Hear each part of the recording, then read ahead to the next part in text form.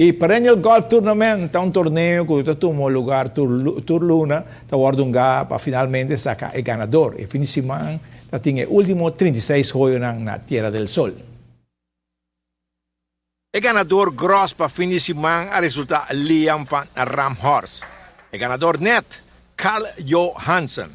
Todos estão com birdie fim de semana a bottle de whisky a regalo. Na de 3 lugar de Premio Kock queda a Rasman com certificate de $500. Na de 2 lugar, Ron Moser, que gana um ano de membresia na Tierra del Sol completamente grátis. E o ganador que recebe um ano de membresia completamente grátis, que agora chega a Tierra del Sol, seu lugar de parquear para um ano, Orlando Chan Rasman. Para bem, na Turco a gana.